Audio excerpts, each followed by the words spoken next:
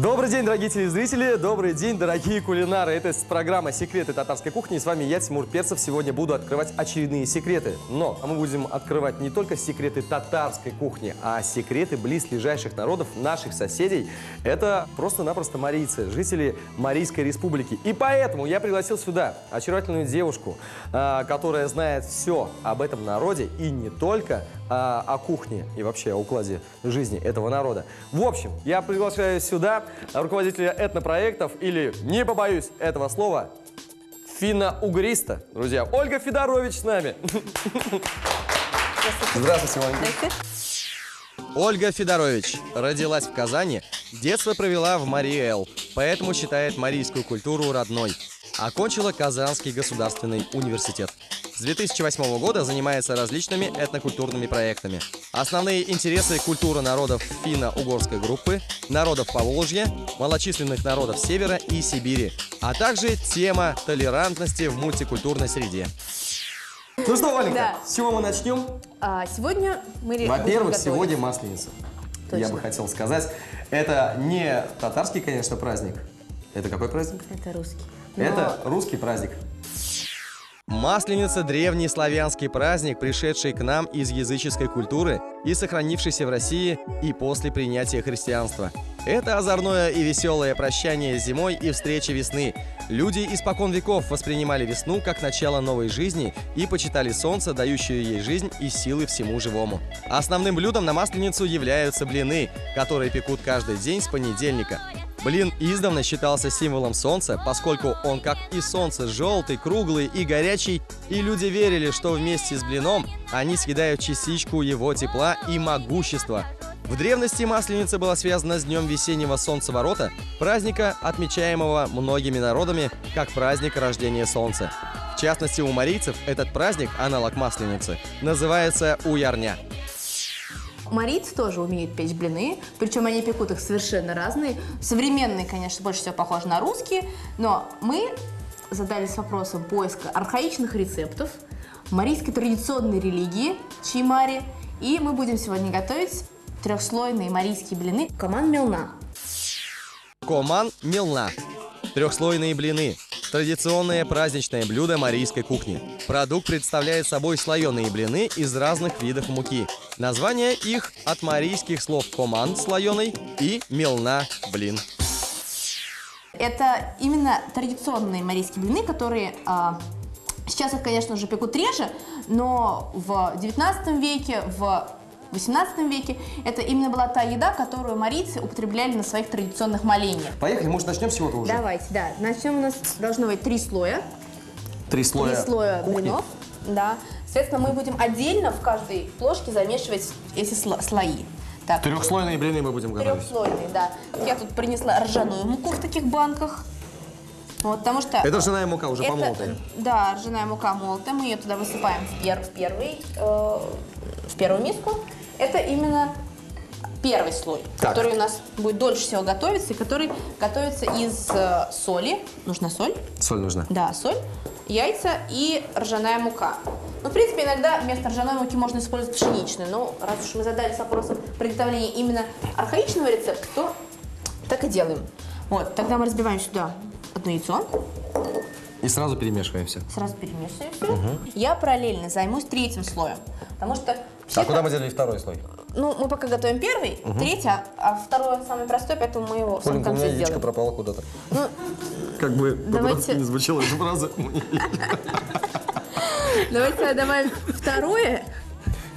Второе яичко. Второе яичко и немножко молока. Я показываю, чем я здесь занимаюсь параллельно. Делаю третий слой. Третий слой у нас состоит из овсяной муки. Овсяная мука в магазинах просто так не продается. То есть это именно особенность вот этого марийских блинов, что они готовятся из разной муки. Каждый слой из своей собственной. То есть первый готовится из ржаной, второй слой готовится из овсяной или манной, и третий слой готовится из овсяной муки, замешанной за ночь в сметане.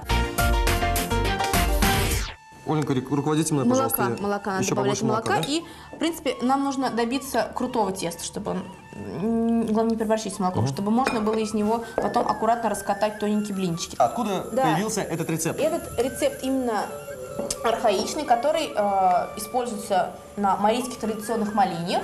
То есть до сих пор марийцы остаются единственными в Европе настоящими язычниками. И действительно это остается предметом исследований и интересов там большинства европейцев, особенно финнов, потому что вот это финно-угорское сообщество народов, собственно, там Финляндия и Венгрия — это единственные народы, которые имеют свою собственную государственность, а большинство финно-угорских народов живет в России. Особенность вот этого моления, что это как место сбора, место общения, и кроме вот именно религиозной составляющей, основная часть еще, что люди могут действительно пообщаться. Ну и передать какие-то свои дополнительные секреты или что-то еще, да? Да, Каким конечно. богам молятся?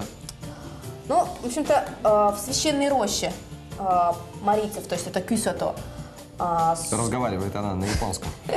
Нет, это ото, это вот именно роща.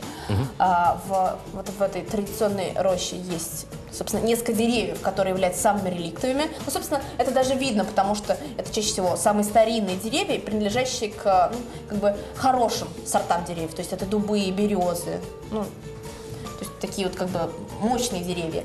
И каждому богу как бы предполагается свое собственное дерево. Вот, и... Ну, какие скажем, бога есть? За что они отвечают? Да, самый главный марийский бог — это Кугу-Юмо. Вот. Еще раз, какой бог? Кугу большой, Кугу. Юмо. Кугу Юмо — Юмо. это бог. Справка такая из моих финно-угорских исследований, что слово «юмо» или это корень «юмо» абсолютно идентичен у всех финно-угорских народов, потому что у финнов в Хельсинки они продолжают бога, даже они же католики там. Да, они... вообще марийцы — это финно-угорские... Да, это одна из народностей финно-угорского вот этого сообщества, куда входят всем известные финны, венгры, удмурты, компермяки, потом еще мордва, то есть Эрзи и Мокша в европейской части России, и уже за Уралом идут ханты-манси. Соответственно, то есть это большое количество народов, и языки иногда отличаются, но вот в этом слове вот прям видно, как эти народы объединяются. Это слово юмо, а финны уж очень любят так ругаться. Herra Jumala. Это значит, о Господи. Я не знаю, у меня уже застыло тесто, Ольга. Да, все, Вот. значит, Я этот всё мы пока размешал. оставляем. Оставляем, да? Это мы тоже оставляем и делаем второй, вернее, слой. Напоминаю, что первый слой – это ржаная мука. Я добавил туда 2 яйца, конечно же, с позволения Оли.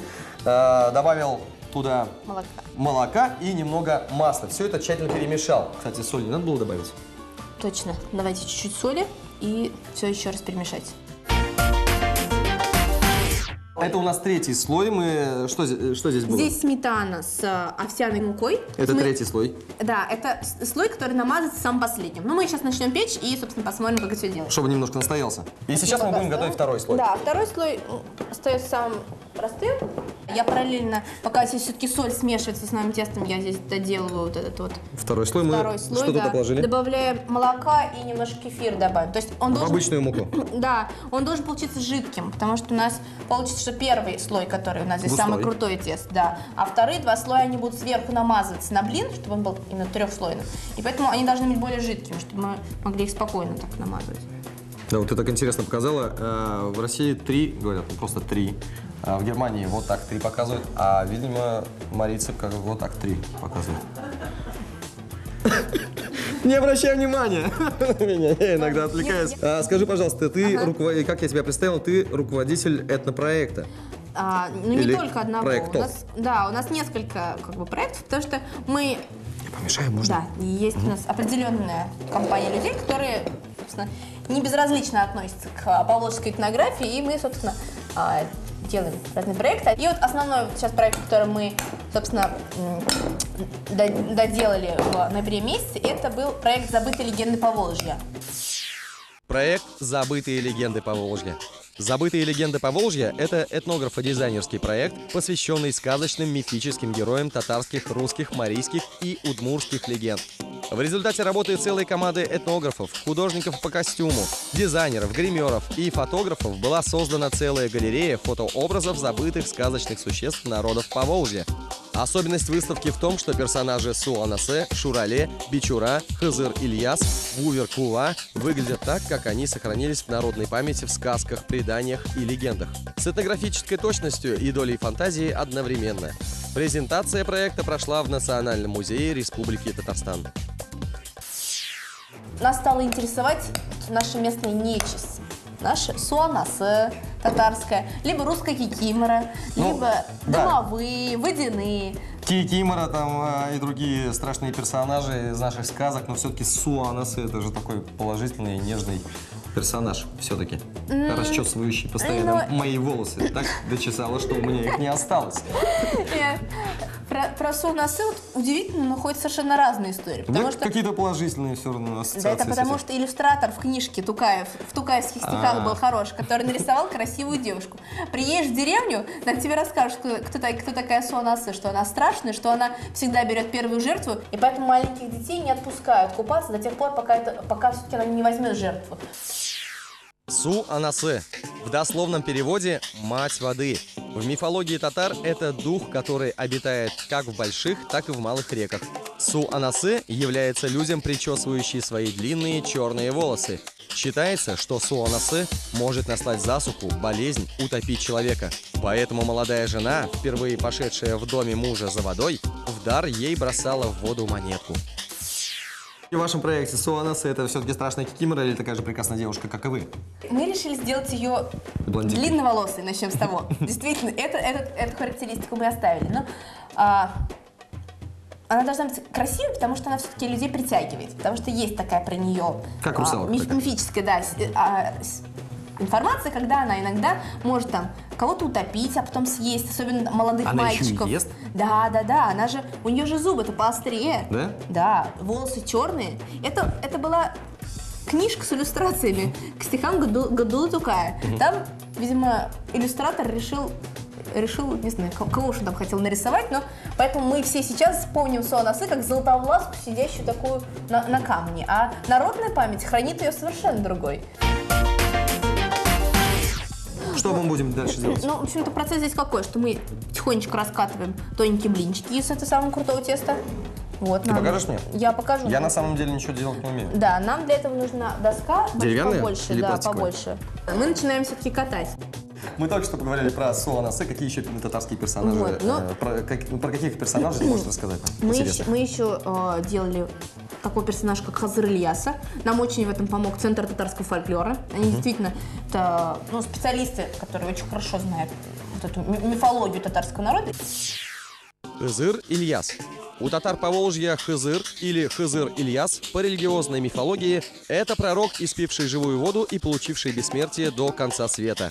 Он обычно в обличье путника или нищего встречается в пути, приходит на помощь нуждающимся, творит чудеса и наказывает людей жадных и злых. Поэтому его имя часто упоминается в напутствии тем, кто собирается в дорогу.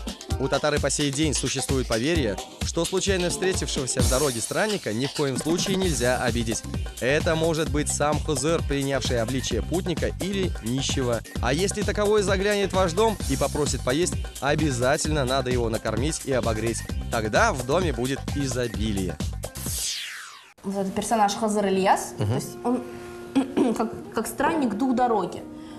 Его люди представляют как седовласого такого старика в старинной одежде, там в белом таком, как он называется, чекмень. В народной памяти сохраняется как такой весенний персонаж, которого там люди встречают весной, где-то вот вдали на дороге и ждут от него какого-то совета. Вот очень интересный персонаж, то что вот у других народов его нет, потому что мы как-то сравнивали, у русских нет такого, там кто домовой, что ли, нет. У марийцев тоже нет такого. То нет, есть это как же особенный татарский персонаж, Хызыр Ильяс. Нужно подогреть сковороду. Подогреваем. Вот. Я параллельно сделаю второй блинчик, чтобы мы могли уже начать его печь. Мы уже начинаем непосредственно переходим к процессу. Да, уже начинаем к процессу. Первый блинчик здесь готов. Туда немножечко масла, то есть много масла не надо, они не жирные. Вот. Потом еще мы снимали такого персонажа, как Бичура. Бичура – мифическое существо татарских сказок и мифов, домовой. У татар бичура представлялась в образе женщины маленького роста в старинном головном уборе. Считалось, что бичура может поселиться в домах под полом или в банях. Согласно мифам, бичура проказничает в доме, открывает в печи трубу, шумит, прячет вещи и пугает. Но к некоторым благоволит, приносит деньги, помогая разбогатеть. Как у нас происходит этот процесс? Мы сначала собираем этнографический материал, где-то по книжкам, где-то мы, действительно там собираем там, по специалистам или там, из каких-то этнографических экспедиций. Потом мы ищем подходящую модель, то есть человек, который будет выглядеть похожим вот на этого персонажа. Все это делается для того, чтобы донести до людей и показать, да, кто такие персонажи и для чего они нужны. Проект назывался «Забытые легенды Поволжья». И нам, слава богу, что Шуралей Суанасы мы знаем, кто такие. Но кто такой бичура, знают далеко не все. Лично я не знал, кто такой бичура. Бичура – это татарская вот такая домовиха. Она маленького роста. И она такая женщина, она выглядит как женщина лет 30-40, такая хозяйка. Соответственно, тех, у кого живет бичура, обычно в их дом приходит богатство. Вот. Там есть истории, когда там один мулла прогнал бичуру, живущую у него в доме, и на следующий день дом сгорел. Поэтому идея про то, что бичура, она вот в дом приносит богатство, а иногда она, кстати, это делает не совсем легальным путем, она... Блины печет? Нет, она у соседей ворует. Ворует у соседей, чтобы принести в дом? Чтобы принести своему хозяину. Вот такая вот она замечательная замечательная домовиха. Расскажи, пожалуйста, о своем любимом персонаже. Мой любимый персонаж – это марийская Вуверкува. Может быть, она на самом деле изучена немножко больше, а может быть, интереснее в том, что она злой персонаж. На самом деле, злых персонажей снимать гораздо проще. Потому что, это такой экшен во время съемок, когда у нас модель она представляла собой вот эту злую марийскую ведьму, которая с серебряным топориком перерубает высокую сосну, на которой сидит сереброзубая красавица Пампалче. То есть, определенной мистикой уже у нас наполнена сама съемка. А почему серебро? А потому что вот такая марийская интерпретация. Так все-таки это вампиры, получается? Они не вампиры, но она удивительная это Вуверкува, потому что она может одним глотком озеро выпить. Как у нас там огонь-то? Все, в печке. У нас разогрелся. здесь будет практически марийская печка. Итак, мы приготовили первые 3 блина. Это блин из ржаной муки. И мы кладем его на сковородку. Да, начинаем печь. То есть это первый слой у нас здесь. Вот, сейчас он у нас поджарится. Я масла много положил? Мне кажется, достаточно, да. То есть он у нас сейчас пока начнет подрумяниваться, мы в это время должны быть готовы с вымазыванием 2-го слоя и 3-го слоя. Потому что нужно вооружиться вот... Все, я готов. Нет, нам нужно перья там. Вот эти белые перья. Помазывать надо будет, да? Да, вот когда сейчас вот он немножечко подрумянится, мы вот будем вот это делать. Сверху намазывать. Тут более интересно именно, как это естся и как это преподносится, потому что вот на молиньях, получается, каждая семья, каждая хозяйка приводит свои куман-мелна, выкладывает горочкой и сверху кладет такие маленькие сырочки туара. То есть они тоже делаются из молока по определенному рецепту. Так. И потом во все это втыкаются свечи. То есть это выглядит очень красиво. Такой высокий из еловых веток стол. На него выкладываются вот эти блины с сырочками, втыкаются свечи, параллельно где-то сзади большой огонь, на котором порядка 6 таких вот больших черных чанов, закопченных, в которых варится эта ритуальная еда. Каждая семья, какую жертву она хочет принести в дар, кугуюмо, собственно, то и приводит. Это верховный хранитель? Да, это верховный марийский бог, кугуюмо. И собственно, когда все это готово, это готовится очень долго. То есть люди наверное, приезжают в священную рощу с самого раннего утра, там часов с 9, они ходят на родник, они общаются, а еда готовится очень долго. Плюс тут параллельно моления, то есть ты участвуешь в молениях, либо там, не знаю, ты определенным способом свечку скатываешь, то есть своя обрядовость. Ты все это делаешь и... Я переворачиваю? Да, переворачивай. Вот. О, какой поджаристый. Итак, мы приготовили первые блины, сейчас будем намазывать... Второй, да. Какой первый слой? Это первый слой, да? Здесь явно видна овсянка, она так комочечками маленькими. Вот по поводу 3-го слоя я тоже хочу еще рассказать. Ты проконтролируй. Да, тихонечко. Нет, достаточно. Нужно начать просто аккуратненько вымазывать, да. Намазывать просто сверху и его этими веничками. И веничком немножко размазываем. Может быть, тогда помогать как-то, нет? Так, и мы остановились на ритуалах все-таки. Ритуал, который... Да, и вот уже конец моления, когда, собственно, люди целый день молились, когда они целый день, ну, чаще всего это проходит летом, как бы жарко, тяжело вот это все в роще находиться. И это конец, когда наконец-то готово мясо. Ага. И начинается с того, что, на самом деле, жрецы часть этого мяса приносят в дар через огонь, и они просто как бы это мясо кидают в огонь. Потом, ну, кстати, конечно, мясо дают всем, его бывает очень много, потому что, ну, 6 больших огромных котлов там. Ольга, я перебью первый слой намазал. Давайте, может, второй сразу, да? Или перевернуть чуть-чуть, перевернуть чтобы он тоже это прожарился. Итак, мы намазали второй слой и переворачиваем. Да, чуть-чуть переворачиваем. Намазываем третий слой. Я вообще правильно намазываю? Да, да, правильно. Но если лучше краешки тоже, конечно, а то краешки останутся немножко суховатыми. Уважаемые телезрители, конечно, выглядит, возможно, не настолько аппетитно, насколько может это и вкусно. Но у меня лично слюнки текут. Хочется уже попробовать. Это архаичная еда. Вот она такая совершенно особенная. Говорят, первый блин комом, но сегодня никакого кома нету. Вот такой вот квадратный блин у нас получился. Напоминаю, что сегодня у нас в гостях этнограф, не побоюсь этого слова, финно-угрист, и просто очаровательная наша гостья по имени Ольга Федорович, друзья.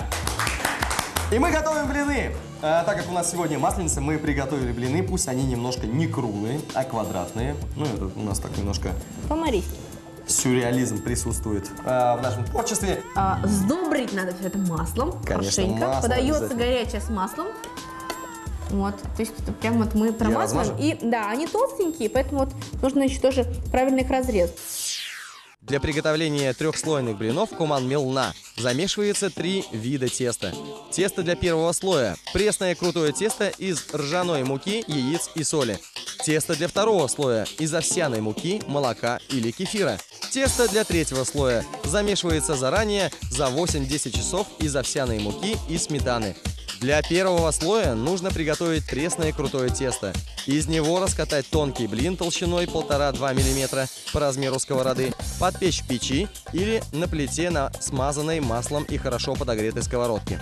Когда появится румяная корочка, нанести второй слой. Снова подрумянить и намазать на блин третий слой. После выпечки блин переложить на тарелку и смазать топленым или сливочным маслом. Горячие блины подавать целиком или разрезать на части.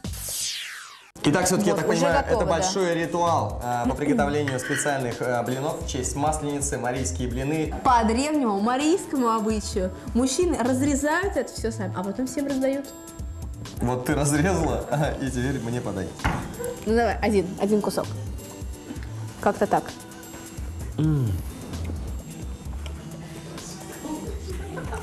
Сейчас я, друзья, скажу. Невзирая на то, что внешне, возможно, и не так аппетитно выглядели, очень вкусно. Либо я очень голодный, либо реально, друзья, на самом деле вкусно. Аплодисменты! Вы приготовили блины в честь масленицы. И очень вкусные, интересные. Я первый раз слушаю такие вкусные, интересные, специфические вкусы. Вкус овсянки, да? Как будто Тебе понравилось? Нет, понравилось. Остается буквально 2 дня до того, как все мужики потеряют свои заначки. А вернее, это 8 марта, Международный женский день. Мы с тобой сейчас пекли блины, а я, пока мы пекли блины, испек кое-что другое. Готово? Закрой глаза. Открывай. Это настоящие цветы! Весенние вот такие цветы. Спасибо большое. С праздником тебя, с наступающим. Ну что? О, здорово. Прям 8 марта сразу. Друзья, любите их. Они как розы на рассвете. Любите их. Они как нежный бриз ласкают море гладь. Любите их. Они как теплый южный ветер. Они хотят быть рядом и вас душой своей ласкать. С наступающим праздником вас, дорогие наши женщины. Это была программа «Секрет татарской кухни». Всем пока!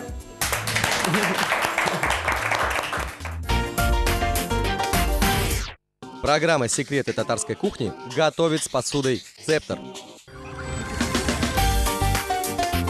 Смотрите на ТНВ. Кулинарное шоу «Секреты татарской кухни». Секреты старинных традиций и татарского чаепития открывает кандидат исторических наук, этнолог, культуролог и большой знаток чая Руслан Бушков.